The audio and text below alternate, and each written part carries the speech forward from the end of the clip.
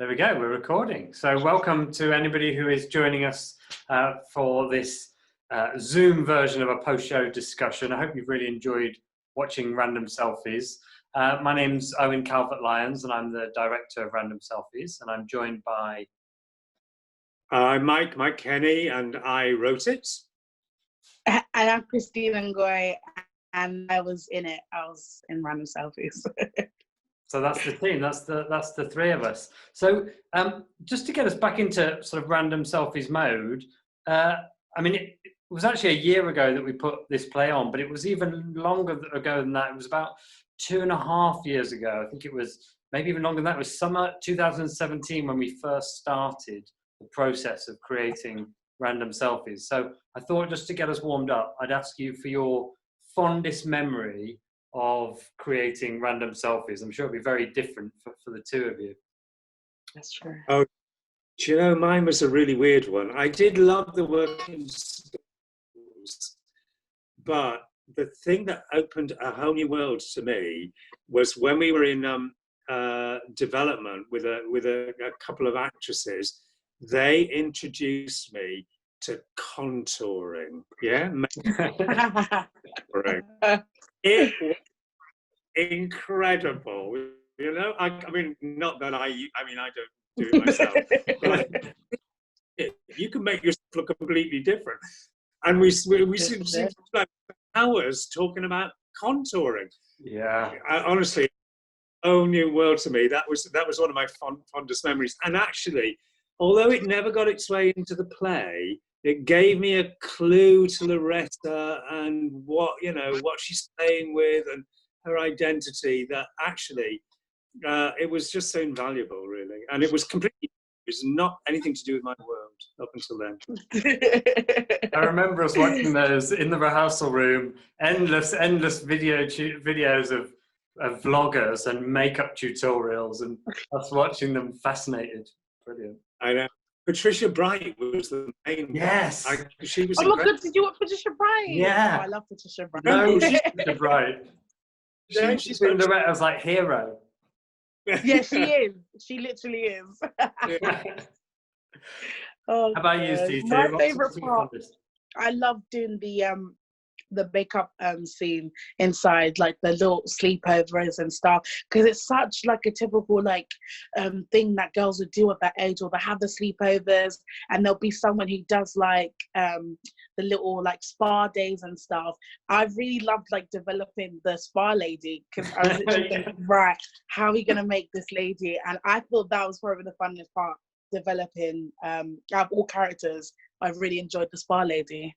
She's one of my favourite characters too. Yeah. But I guess we're all now seeing it in quite a different context. We're all still in a version of lockdown, and suddenly, so much of the story is about Loretta in her bedroom. And I guess we're probably all much more intimately acquainted with the walls of the rooms in our houses, as we've all been stuck here for months. But how does it make you see the story differently for either of you? Does it give you a different lens to look at Loretta's story through? Maybe that's a Cece one first. I think being isolated and at home, I just feel sorry for her, because imagine just being like in lockdown with an annoying like little brother, and then your mum's not listening to you, and you just want to have privacy, but you can't. And then at the same time, you're missing your sister, because she wouldn't be able to see even like her neighbor friend downstairs. So she'll be feeling even more isolated than usual. So I was just thinking, imagine feeling like that age and being isolated from everyone. It's awful. Even though she didn't like physically have that isolation, she felt that isolation, like emotionally and mentally. Yeah. Mike, does lockdown give you a different context to see Loretta's story through? Oh, that's such a good question. I don't know the answer. For me, if you're a playwright, you spend a lot of time in lockdown anyway. Really, you're on your, and often looking actually out the window, or now recent years through you know, into the window the internet provides. I suppose it yeah. I think I've always identified with it a bit because I was, you know, an only child. I was a kind of reader. Like I spent a lot of time in my own bedroom when I was a kid. Also, although on the surface, I couldn't be further. You know, I'm an old white man, but was the time, you know, I spent a lot of time on my own, and I do relate quite strongly to that young girl. Yeah, yeah. And I feel like it for a lot of children, lockdown will have really intensified those feelings. You know, what I love about the play is that she's definitely not on her own. She's in a busy house. She's always surrounded by people all the time. She talks about it herself. She just can't get away to find some time for herself. And yet she still feels deeply lonely. And that in lockdown, people might be living in a really busy household. Suddenly there might be more people around because mum and dad aren't going off to work every day. And yet that only intensifies that feeling that they're alone. Yeah, Sorry, Mike. No, I was going to say, one of the things, funnily enough, just before lockdown started, I got this book, which is called The History of Loneliness. And loneliness is actually quite a modern phenomenon, funnily enough. It's people used to be on their own, but the feelings of loneliness have only really come strongly in the 20th century. And it comes with us constantly being in a position where we're comparing ourselves to other people. This is true. Now, the weird thing is, you need other people, or a concept of other people around and what they're doing to actually feel lonely. On your own, it's just something everybody does from time to time. Feeling lonely is very particular, I think. Yeah. It's about it's comparing yourself to people who are having this great life somewhere. And we all know nobody really is. This is it. This is it.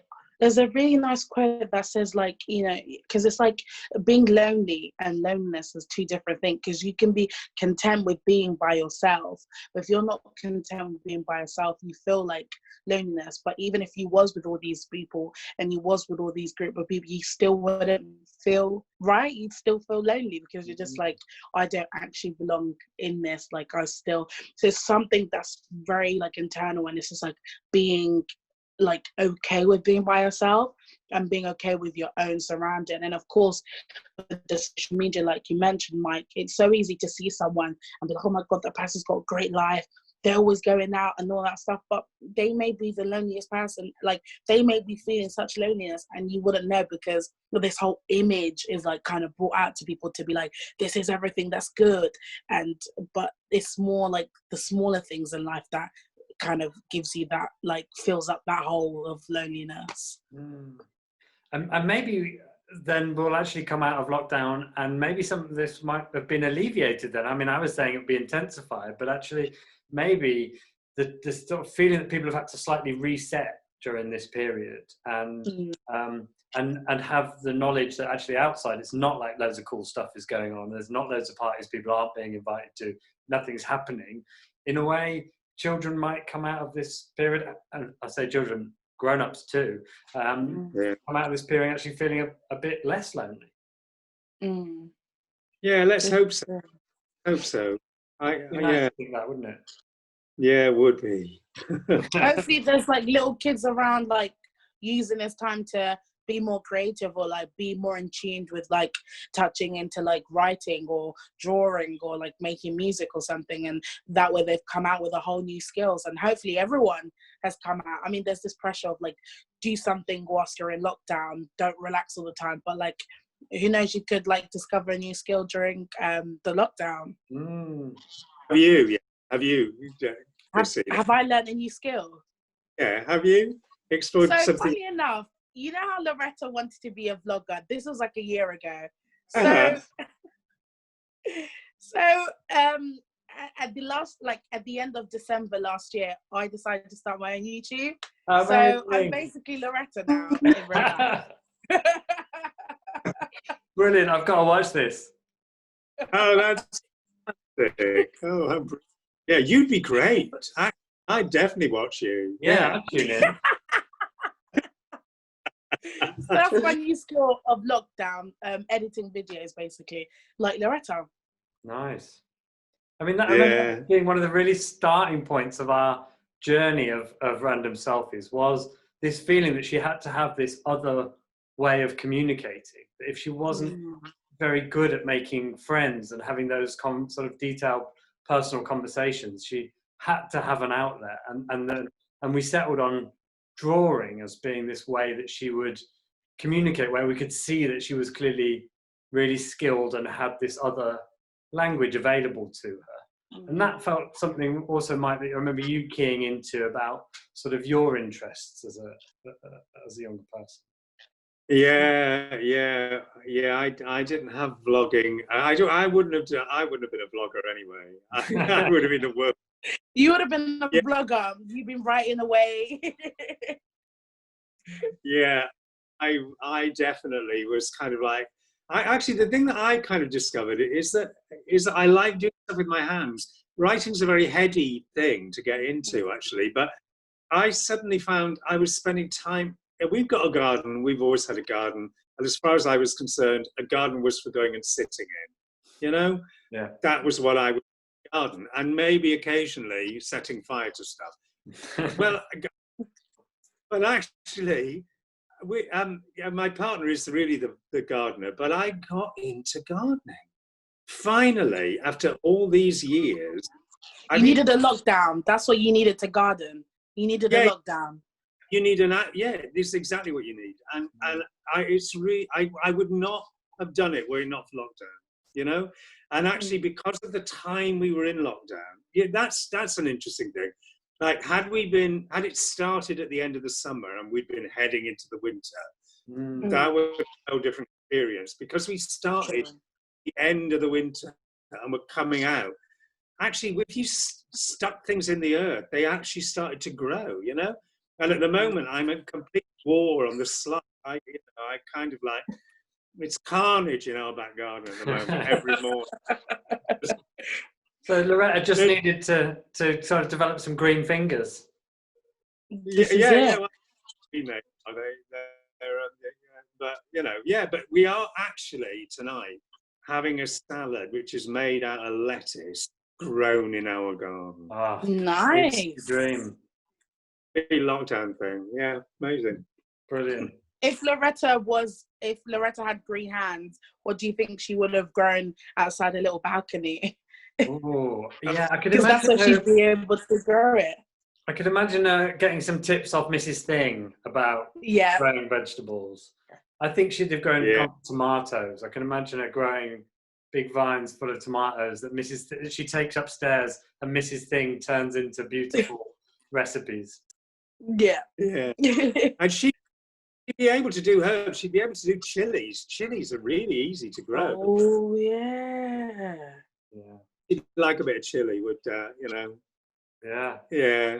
He would. So beyond getting her to develop her gardening skills, what advice would you give to somebody who finds themselves in that position that Loretta is in? If you could give some advice to a young person who is feeling deeply lonely in lockdown right now, what would that be? Cece, do you want to start us off? Find things that make you happy. Honestly, I feel like when you feel moments of loneliness, it's usually because you're just not content with who you are completely, or you don't feel like you're enough. So if you kind of focus on self-love, and there's how many YouTube videos on what to do with self-love, I feel like as a kid, like if you just have energy towards yourself with creativity or just like doing things that you like, it'd make you feel a whole lot better. Yeah, nice. Mike, what would your words of advice be?